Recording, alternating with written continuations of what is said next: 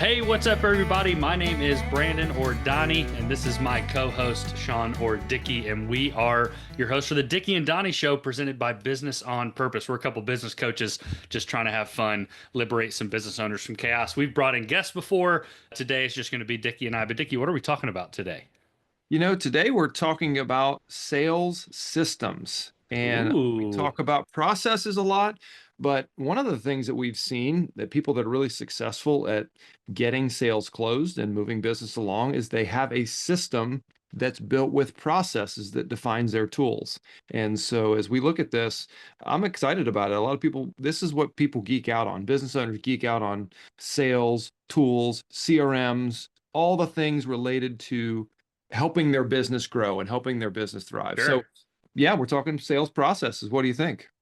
Well, I kind of want to, do a little backtrack for, when we start businesses, what do we jump to? We jump to two things right away. What's my product and how in the world can I start selling it? Because I want money. And we neglect the foundational aspects of business. So it seems like a good time to plug. If you don't know how to set up the foundation of your business, go to businessonpurpose.com. And if you want to know how healthy your business currently is without your foundations, go to businessonpurpose.com/healthy to find it out. Takes five to Sounds seven like that's minutes part to of your fill that sales out. process. Is that part of your sales Listen, process that or is it a you're part of my system? Who that is a knows? part of your system? That's right. So the Uh, system is to get your lead into the website. They take a healthy business owner assessment, and we are using that assessment to inform our help of them. but I'm Boom. probably over leveraging this information, but those healthy business owner assessments aren't the best lead source we have, but they are helpful for you and for I, us at different I times. wonder how many clients Uh, I've gotten from that. I don't know if too many at all, but they're but you they're know what they're they say, important. always be closing, always be selling. So that's where I'm at. But it seemed like a good time. But yes, you are right. So many people geek out about sales, and you talk about a system and the system holding processes within it. And I think we could argue the process holding even tools within that, or the tools holding the Yes. system. There's kind of a tier. So before we jump in, Dickie, can you differentiate the terms? Because you said it's a system that holds processes. Mhm. Like I know we're talking to business owners here and they've made millions and millions of dollars, but man, I've been shocked by the amount of times that they're like, I don't understand the difference. I don't know. So just give us a quick overview. Absolutely. So we have four major systems in our businesses that we build. We have a business operating system that we run, and it covers purpose, people, process, and profit. Those are the main four pain points or the superpowers you have in your business. How do you leverage, and how do you send your people to use your resources to build a Hmm. product and to create something great? So we have these foundations. On that, we build our master process. And in our master process, we have marketing, sales, operations, and admin. Marketing Yep. being how do you tell the world you exist? How do they find you? Sales, how do you execute contracts and go to the altar of producing something for them and on the agreed terms? Operations, how you produce your widget, how you build your house, how you functionally your secret sauce in creating this Yeah. unique thing in the world. And then admin, how all the things fit together: payables, receivables, 401k, health insurance, all of the pieces of insurance and stuff that need to hold the glue together of the Hmm. business. And so those four systems have processes in each one of them. And so we want to talk today about a sales system. And I was talking to someone. Who was this? Who was I talking to? Obviously, I won't give names. I've had this conversation enough. So they said something like, yeah, we've got a ton of leads that have come in. I said, well, what did you do with the leads if they didn't close, or it wasn't a good fit for the time? They were like, oh, we just left them. Like, you just left them? You didn't answer them? And they were like, no. I said, well, why do you think you're going to get more leads if you haven't even done well with the leads you Yeah. got initially? My mind was blown. And just to me, that's like, it's not that they'll close, it's just that the consistency and integrity of following Right. through on Right. a warm body. Somebody, I want your house, I want your work. Great. How do we make that happen? Like, I Yeah. want that to happen. So I think I have a burden and a frustration for business owners to build these systems, because in my experience, what happens is it's like just the leads just are floating around in the ether, and you just try to grasp them and grab them and connect them, but there's not really a process to move them along, to introduce Right. them to your company in a really Right. regimented way. Yeah. I think you hit a lot of really good points there. I think a lot of the time we will get a lead. and then we will figure out later on that they've closed, and we feel like we did it the right way because we got someone and we got them to buy the product or buy the service. And I think that gives this mirage that we're good. We've got it figured out. And there are just times that your product is so spot on perfect for a consumer Right. that you don't need. I think you said about core values. If you have core values, there are other things you really don't need to have fine tuned. Like if Mhm. your product is so wildly different and helpful, it can give this illusion that you don't need a sales system or a sales process because you're still getting closes, but then COVID hits Mhm. and or COVID hits and there's money in the market and all of a sudden the money's gone. And now it hit Now like this what? system is wildly important. So I love that we're talking about this and your 6 steps that you're about to talk through, the 6 steps Yes. within the Six system that holds 6 6 different steps in a processes. system that hold processes, right. So, and I'll tell you the dangers of if you don't have a system like this, you're gonna get poor leads because you're not gonna filter your best people. You can't filter based on core values, you can't filter based on your ideal client and scope of work. So if you haven't done that filter, you're gonna get bad projects through and just people that aren't a good fit with your company. If you don't have Waste a your good time. system, you're not gonna have a good face-to-face contact and rapport with people, you're not gonna build those communication channels. Mm, And thirdly, if you don't have a good system and there's not clear buckets, you won't know where people are in the process. So you can't target your engagement with them purposefully. And it becomes scattershot, buckshot, just hope, one of these PBs yes. in the buckshot. I'm not really a hunter. I do have shotgun Yeah. No, ammo. it shows. Okay. How it shows. The buckshot or the bird shot, the number 4, the number 8, or am I I'm less of speaking? a hunter than you are. It seriously sounds like you don't know what you're talking about. But So I think my we all get it. my mother-in-law, RIP Pamela, Good um, stories. Good she stories start there. so my second year of marriage, my third year of marriage, we lived in a very interesting part of town. We'll say it that way. And I was like buying a house fresh out of college. I was like, oh, this is gonna go great. And well, she sold me the house first of all. So there's another story. Now she's like, you should buy this house. She bought me a sawed-off shotgun with a pistol grip. So my What? second Christmas with my mother-in-law, who is wild and hilarious. Now, then she started buying me bourbon on Christmas, which was even better. Anyway, Sure. my first Christmas as a son-in-law, get this massive shotgun with, well, it wasn't massive, it was little with a pistol grip and a sawed off. And she was like, I went to the gun store. They told me this will protect your house. It's like an Under Armour commercial. Isn't that like Yeah. protect this house? Isn't that Yeah, their thing? exactly. So, And I learned should have about just been buckshot and Sean with a birdshot. sawed off And shotgun. so, if a sales Um, system is like that, you're just going to be scattering your shots instead of being a rifle yeah. where that bullet is targeted Yeah. to the person. It made me think of that. And you talk about giving that illusion. The buckshot does that, right? The scattered gives you the illusion we nailed it. I may have had Mhm. 78 leads and I closed 2 though. You're like, yeah, Yeah. but you could have gotten 35 leads and closed 30. Like there's a whole nother animal here. But this has been a client at BOP. He's not my client. He's with another coach. And I was talking with him last week and he said, hey, I need people to stop referring like angry people to me. I was like, what do you mean? And he's like, I know my ideal client. I know my product. I know what I'm worth.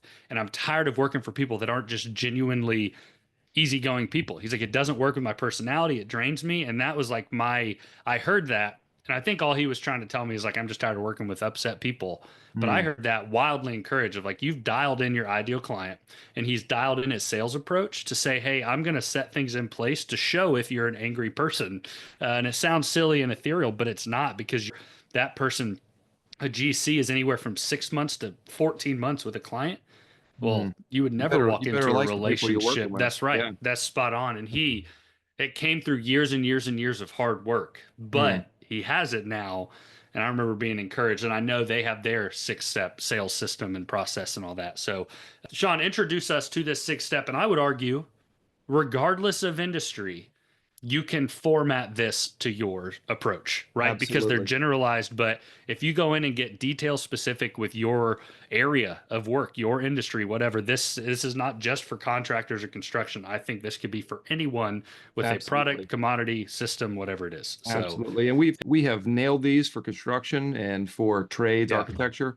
I've tried to make them more generic for this episode just so there's a little bit more coverage. great. So 6 steps. Lead comes in, number 1. Number 2, qualification. Number 3, face-to-face connect. Number 4, nurturing pipeline. Number 5, contract closing. Number 6, onboarding.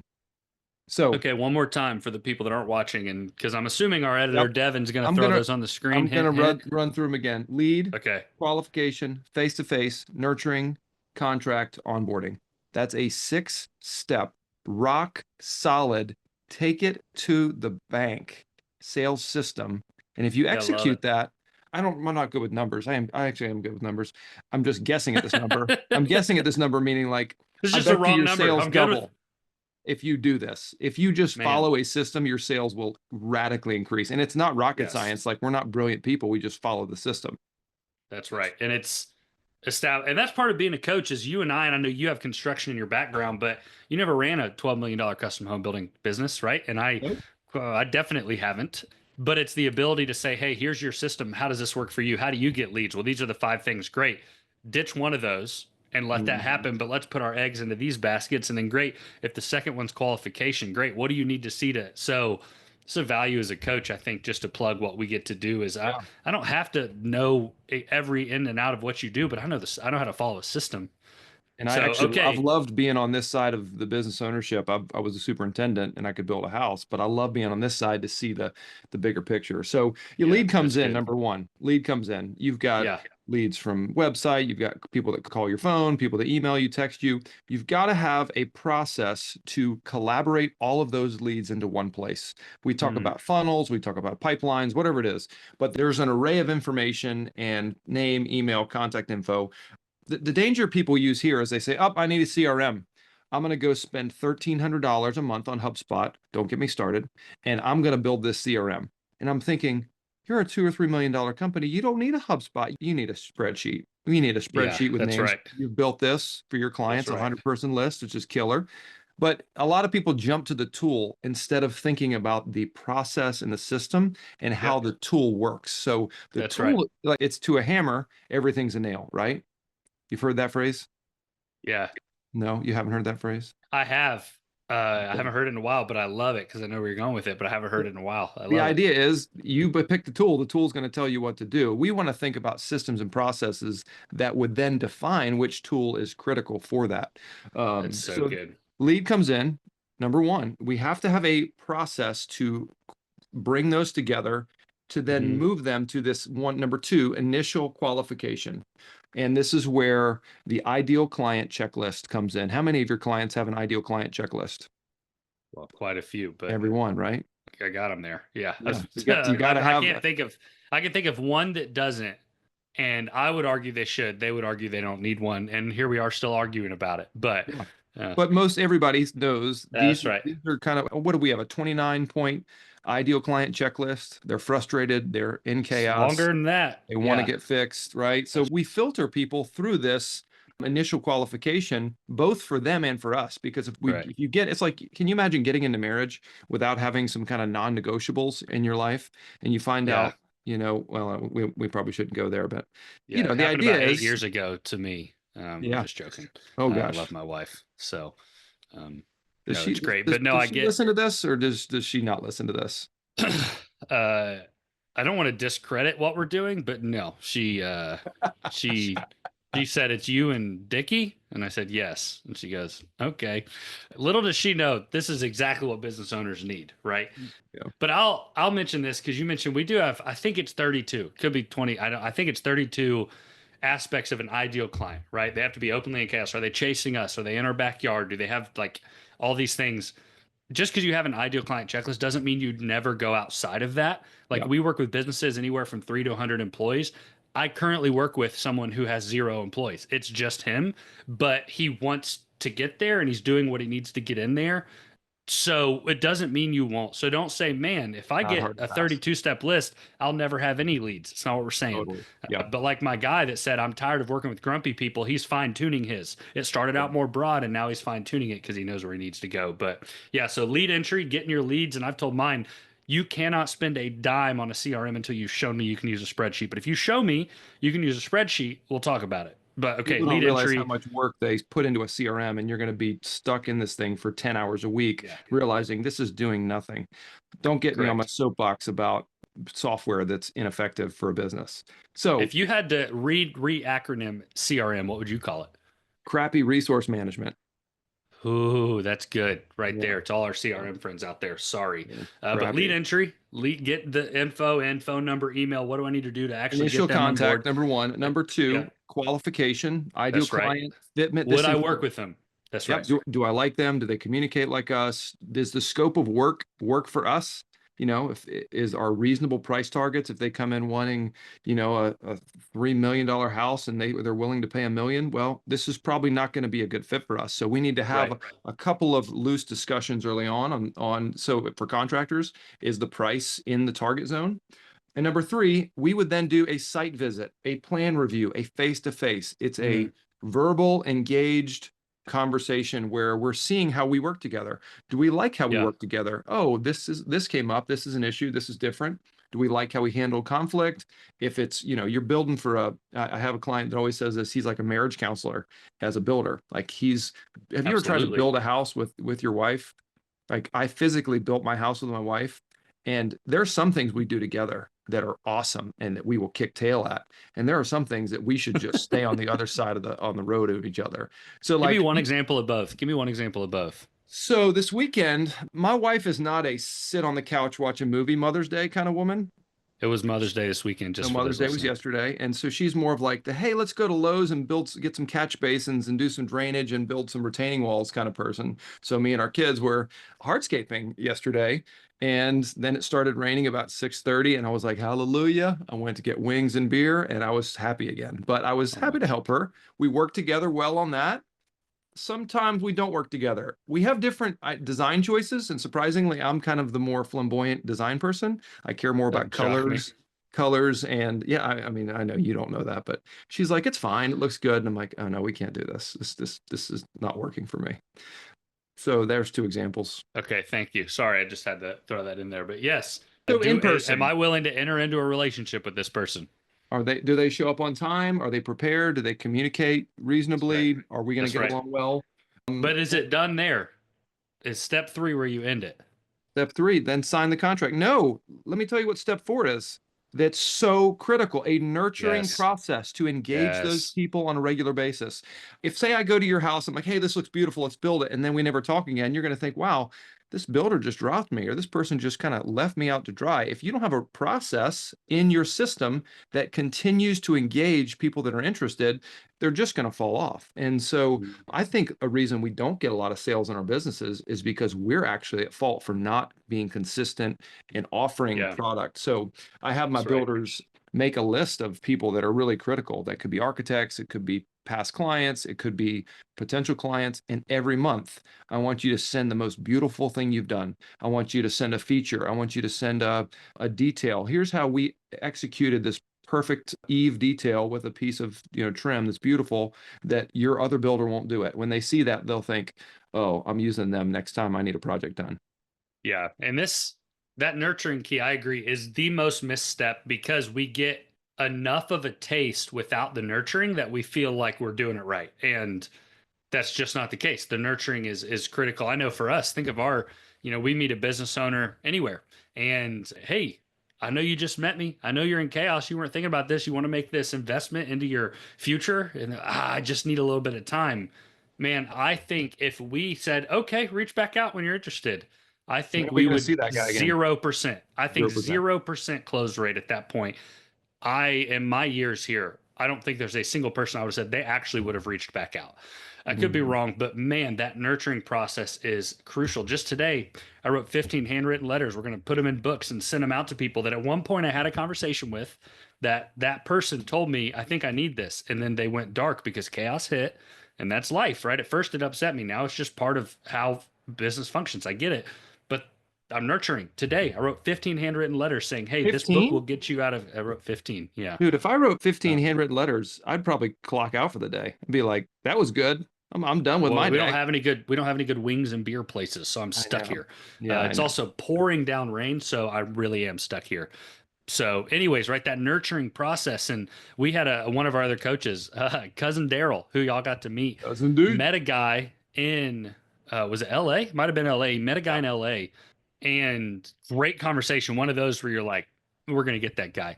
Month goes by, starts ghosting him. Every 6 months he taps in, but cousin Daryl, trying to use his D name, cousin Daryl kept going on. It took what, 26 months? Oh And my that guy gosh. starts with BOP this month because That's amazing. Daryl just nurtured and nurtured and nurtured and nurtured and nurtured and sent book after book and letter and video. And hey, Dickie and Donnie just recorded a new podcast on weekly schedule. And hey, I know you said you've been in some chaos, man. Take 15 minutes on your ride home and listen. It's fun. And those things just paid off. So that nurturing is Well, vital. and I love that you said content. Like, we're not just saying, hey, following up, hey, checking in. No one cares. Hey, here's Nope. something that's going to actionably make a difference in your life. Yeah. You're thinking about your client. How am I going to make their life better? If they had this bathroom finished, they'd feel better. If they had this Mm, product we offer, their life is going to be better. So if you're really in sales, it's not as much convincing people to try something new. It's just helping them get to where their life is going to be better because you're in yeah. their life. And so if you don't have a Yeah. business like that, It's well, so then good. that's not good to have anyways. But I ask a lot of my business owners, what is the real problem that you solve? And they could be in the same industry and that answer is different every time. And that's just the beauty of the business where different owners look at their work differently, right? One guy is like, man, their need is that they need a house. The other guy's like, their need is they need a little bit more space because their family's growing. And you're like, okay, well, whatever problem you think you solve, leverage that because you're like, yes, you're not just building them a cool house because they have all this money. You're creating space for their family to grow and for their grandkids to come in. And well, if they got grandkids, we should probably add a pool. And if they add a pool, you should probably kick back to your business owner and let him come over and hang out all the time. But regardless, it's leveraging the nurturing in major ways. So okay, step 4 is nurturing. So we have lead, lead, bring the lead in. 2 is qualify that lead. qualify, 3, define the face to relationship. face, Yeah, Zoom. Yeah, do I right. want to Like, be with what are them? we? Are we a good Yeah, fit? Do we want to keep moving? that's right. 4, 4 nurturing is nurture process. it. Yeah, what's 5? 2, 4 is nurturing process to catch people along the way. 5 is going to Yep. be contract, pricing agreement, brass tacks. Yes. What's it cost? What are we doing? What's your commitment? What's my commitment? I do. Sign here in blood so we can move forward. That's your contract. Yep.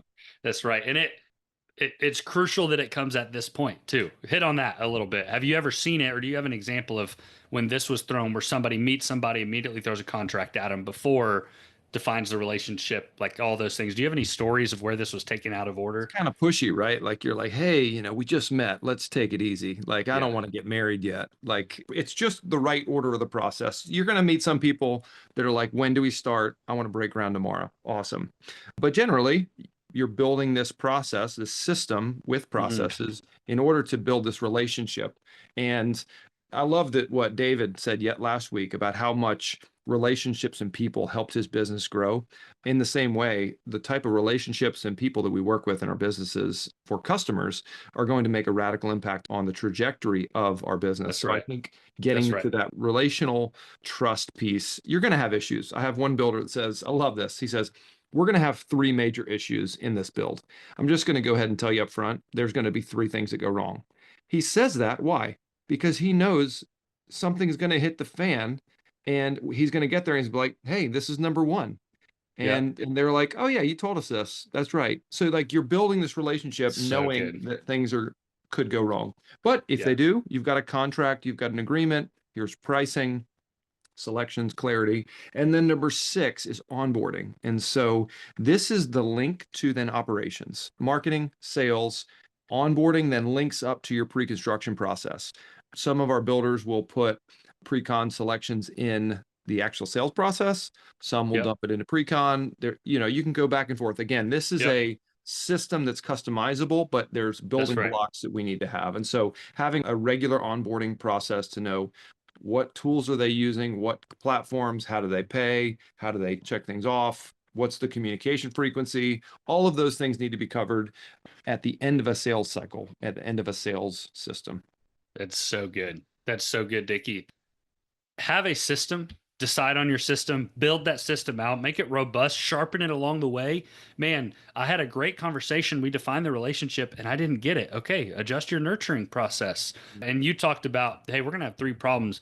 Manufacture their expectations on the front end. Managing expectations are when you say, hey, the door's going to get in from 3 to 4 weeks. You know it's going to be 5 or 6, but you don't want them to be upset. Well, the door shows up in 6 weeks. You told them 3 or 4. Now you're managing their frustrated expectations. manufacturing expectations are, hey, door should show up 6 to 7 weeks. Shows up in 5, you're the hero, right? So just like that, there's going to be 3. It's all these pieces, but man, sharpen it, sharpen it. Every time you see a flaw, okay, don't just say throw up your hands and be done with it. Go back. Where's the flaw happened? Can we sharpen it? No. Okay, we just work at it again. We work at it again. That's why a lead is a perishable item. We say that a lot. A lead is a perishable item. You would Fruit never sitting let on a counter. you would never let a banana sit unhanging. I didn't know that was a like my wife got one of those fruit hangers, and those bananas last a long time. But You got a fruit hanger, dude? You I are a said fruit hanger. I don't know what that means. Here's the thing about this system. You gonna walk past that? Yeah, I'm just going to ignore that. Okay. Business owners will ask us, well, why am I not closing these leads? Why am I not getting this business? And if you have a system that's exact 6 steps and you run it 10, 20 times, we can identify which of those times you deviated from the system. Hey, we didn't do a one-on-one time here face to face. We missed that a couple times and we didn't build that trust. We didn't get connected. So we see, okay, that's a really critical part of our system. We've got to really nail that. And so I think the reason I see this as helpful is I can make a spreadsheet on the left column, have my 6 steps, top column, have the names of the people, and I can literally click a box and show myself that I'm following through this process in the system. If I don't follow it, and that's on me, and then I can get to the end of the project and say, man, we had a ton of communication issues with the Joneses. Why do we do that? Go back to the system. Did the system do the things you were supposed to do? Oh, we missed that. Okay. That explains it. I love how customizable these are, right? Because I could take these. I mean, an overwhelming majority of my clients would be able to fit what they do into this system, but even new ones, like I'm thinking we have a client here locally in South Carolina, and they do a lot of work for second home owners, second homes, as in people that just want to come down here when it's cold up in the Northeast. And what they found, they have 2 different sales approaches. And it's not the entire thing. I'm looking over here. It's the qualification and the face-to-face and the nurturing that is wildly different, because even a little thing down in the South, culturally, trust is given until it's broken. So you have their trust. So, hey, you just need to show you I'm worth it. And then you got my trust. I don't need to update you on everything. You trust me until you don't.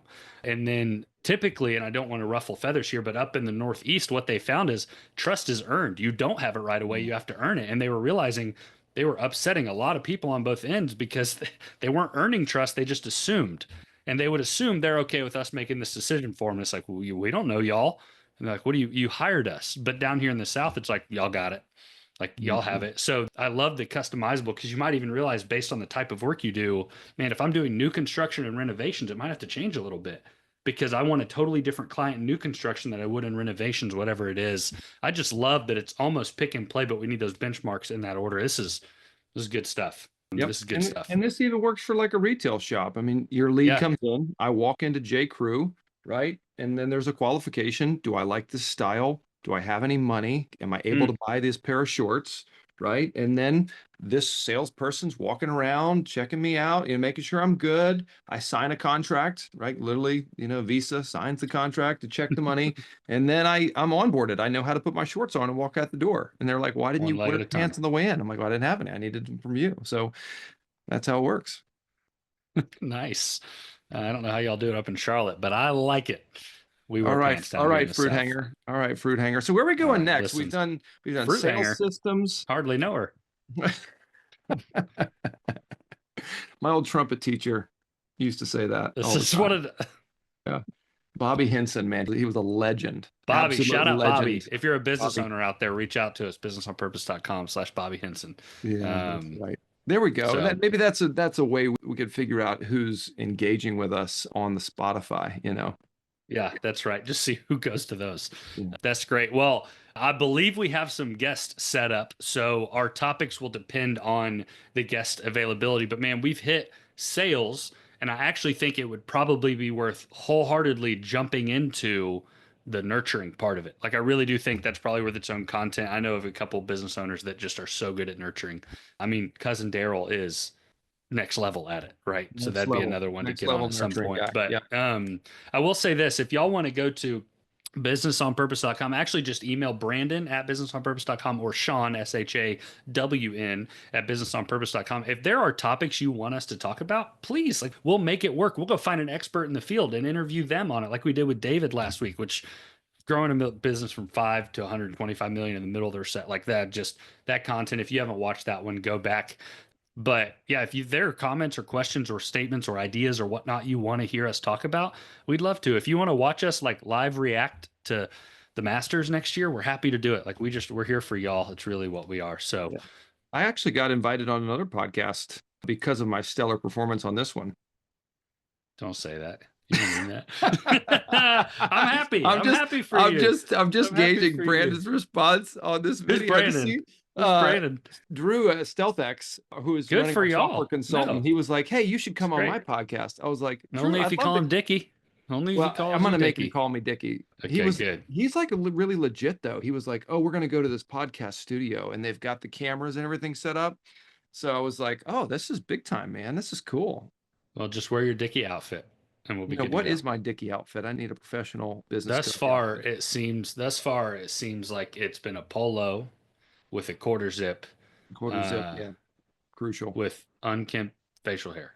And yeah, so I'll shave tomorrow. I got clients tomorrow, so I try to shave before clients, but I look like I'm 12 when I shave instead of 42. So then I'm like, well, maybe I should leave that, but the wife likes the facial hair, so then I'm stuck. I'm stuck between a rock and a hard place here. Donnie. My wife doesn't want any facial hair, which is why I trimmed it too short a few weeks ago, which is why I don't look like the picture of Dickie and Donnie anymore, but I'm growing it back out. I can't stand it. It reveals too much of my insecurity and impurities underneath. So it just looks so good with a beard. It just looks so natural, so rugged.